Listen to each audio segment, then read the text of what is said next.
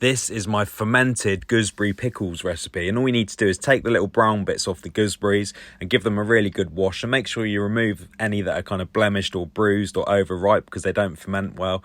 And then flavour wise for the pickle, I'm trying to replicate kind of gherkins really, and almost like jalapeños. So I've got all those flavourings going in, and then make sure you weigh the gooseberries and weigh the water, and you're going to add 3% in salt to the weight of your gooseberries and water. Once that's done, give it a good shake to dissolve the salt, and then pop a weight on top. Again, I'm using the old freezer bag trick for a weight, but you can use a glass weight, jam jar, whatever you've got really. And then I leave this at room temperature, somewhere fairly warm, for about 7 days, and it will start to ferment.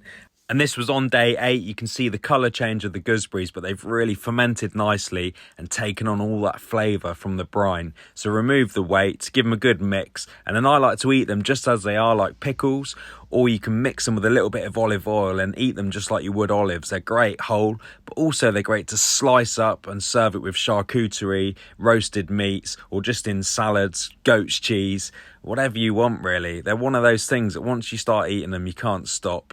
And they're very, very versatile.